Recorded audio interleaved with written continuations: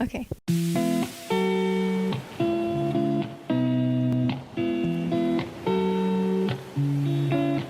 Yes, I visited Iran in 2016.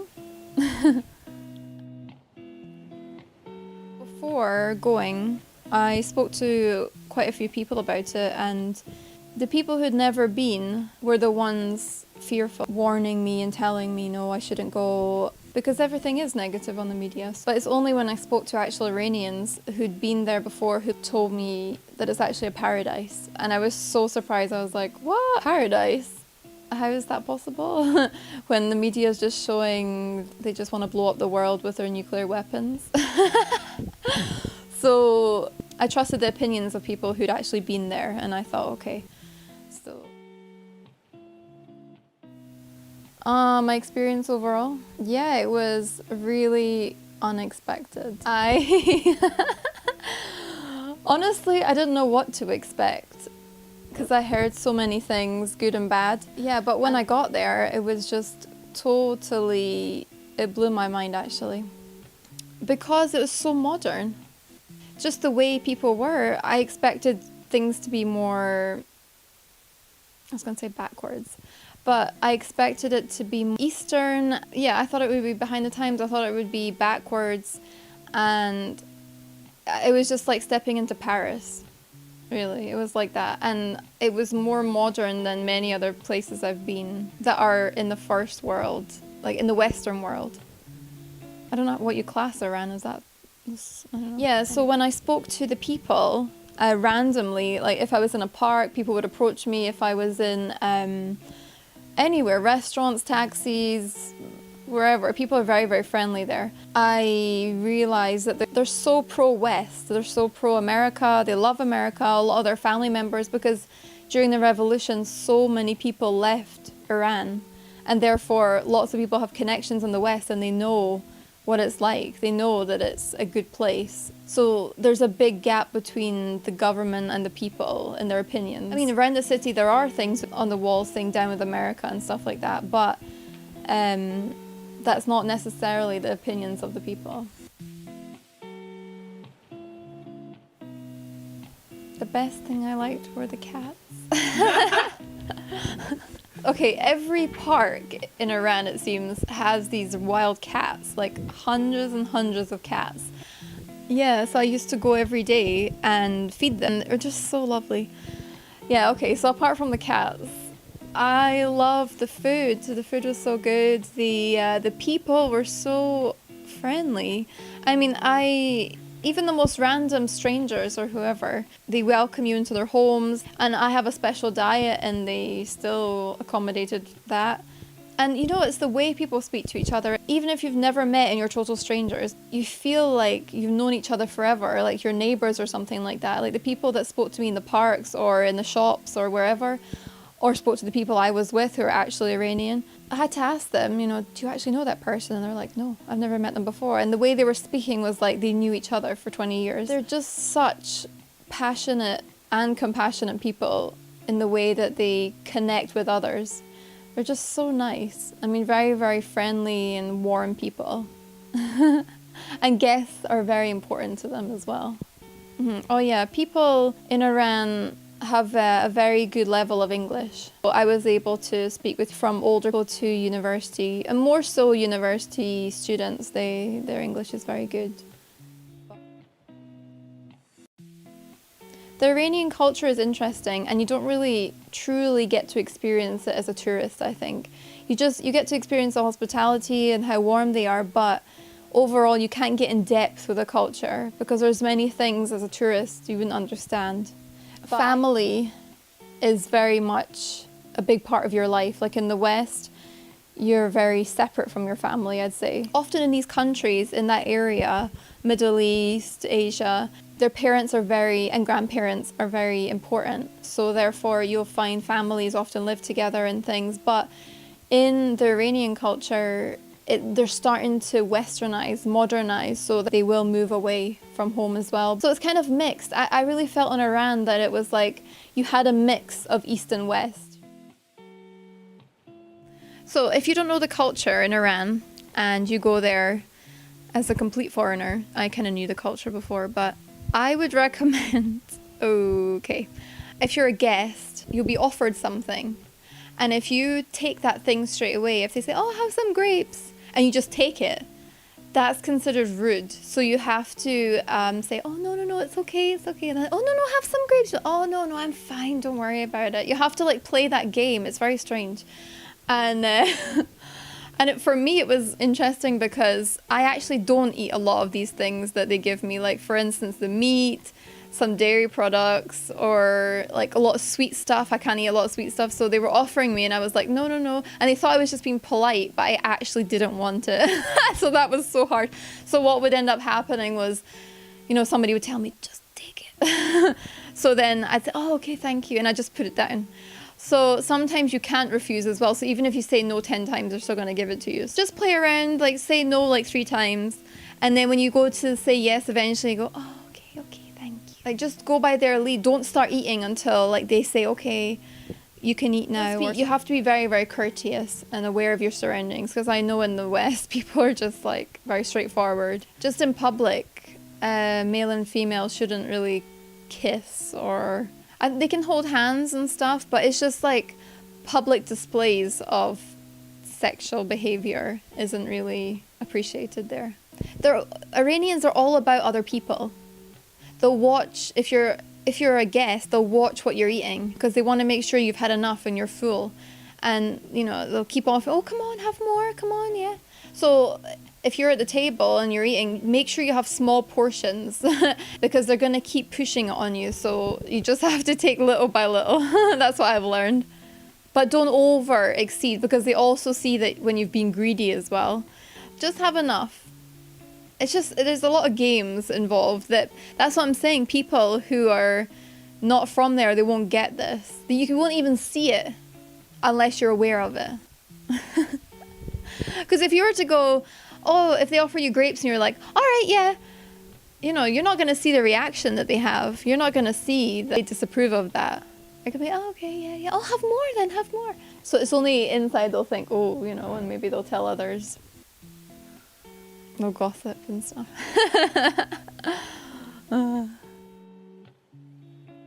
Yeah, the food was amazing. There was a really good variety of things, and I was surprised with how healthy it was. They had a good variety of salads. I was surprised with how people were into food and how they knew the properties of things. Like they picked certain things and they're like, oh, this is good for this, this is good for that. And it was just like general knowledge for people. It wasn't just like the doctor or a nutritionist or something. It was actually grannies and everybody was just, oh, this is really good for your brain. And that was interesting. It's actually easy to be a vegan there. Like there are a lot of meat dishes, but there's always a stew or whatever it is, or salads that don't contain meat or dairy. It's not too difficult and people are accommodating. I mean, when you say you're vegan or vegetarian to an Iranian, they're just like, they look at you like they don't quite understand why you would choose that lifestyle. They're big on stews and soups and kebabbed meat. Their salads and things. I mean, my favorite dish is probably something called fesenjoon, and it looks absolutely disgusting actually, but it's so tasty. It's basically walnuts, like ground walnuts with pomegranate. It's sweet and sour. Yum. I make a vegan version with courgette and aubergine, which is nice. The other dishes, there's a lot of rice dishes. They love their rice over there. And rice and berries, rice and lentils. Oh yeah, and on top of the rice, there's something called tadik. It's basically, you put the rice into a rice cooker and it hardens at the bottom. I don't know what they do exactly. Maybe they put extra oil or something. And it becomes really hard and crispy. Then they put it upside down. It's like a specialty. It's so tasty. It's just, oh, it's so delicious. I can't explain. And people make it differently as well. Actually, fruit is very important to Iranians, funnily enough. Whenever you go into someone's home, they always have a bowl of fruit there.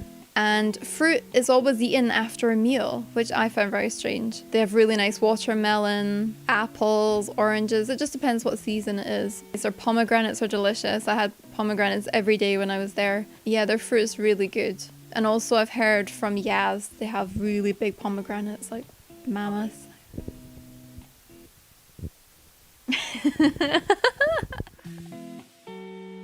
So before going to Iran, what did I do to prepare? Well, it depends when you're going and where you're going. I went in winter and I was going to be spending most of my time in the north, so it was going to be a little bit colder. So I just make sure that I packed enough clothes, warm clothing.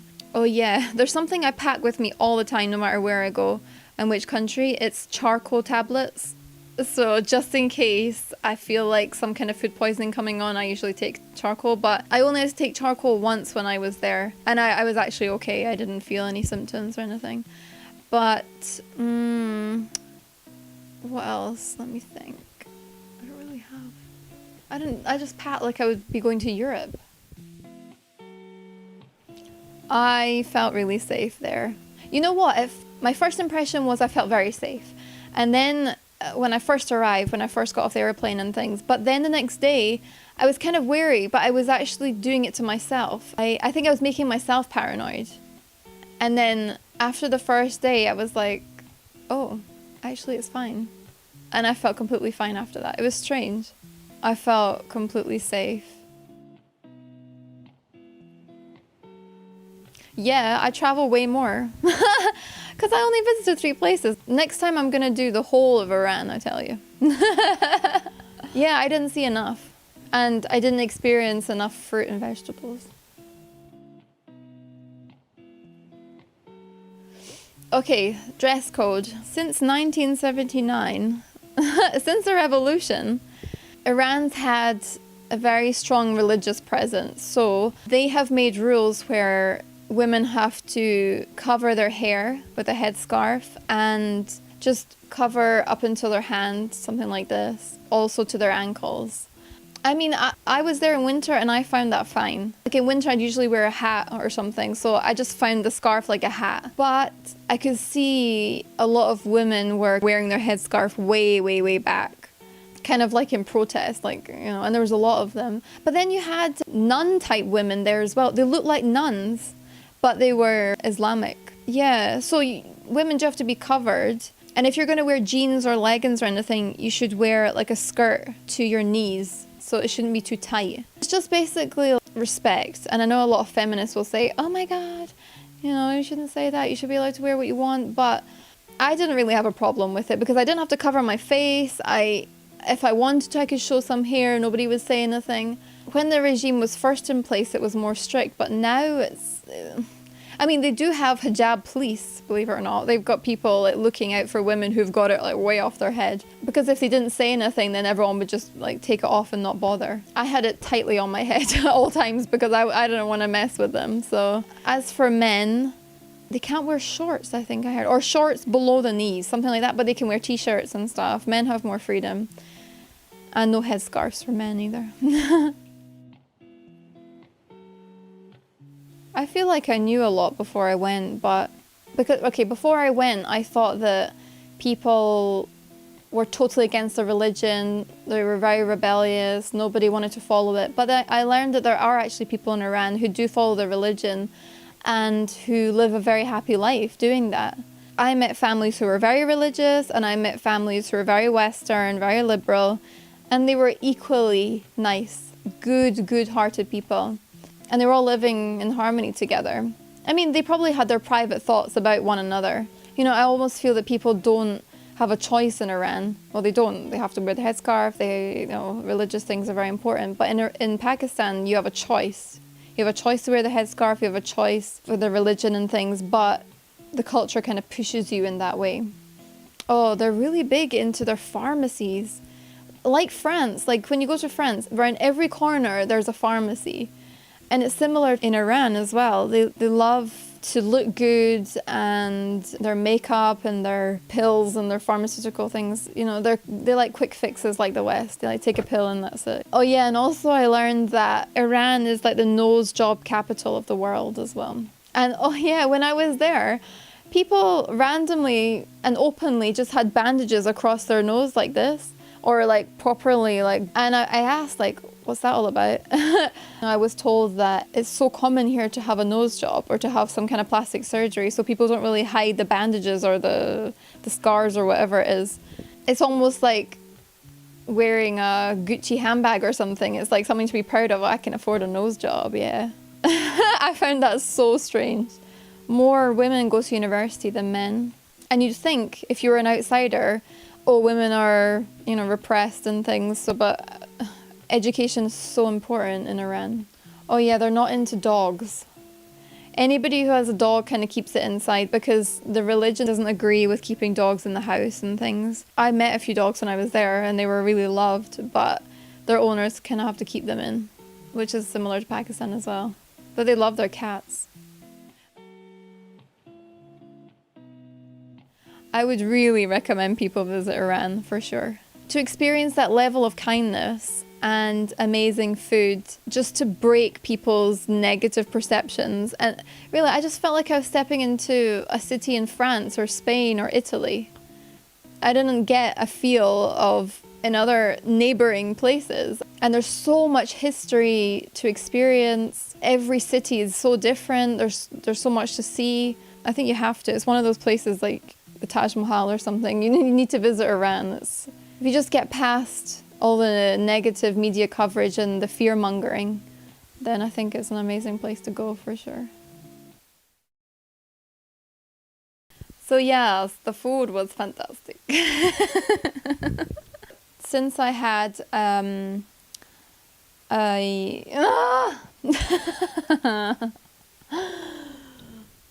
what do I have?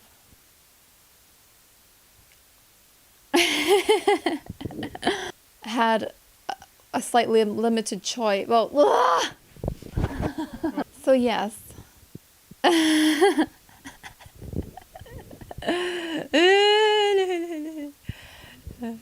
get delirious. Okay.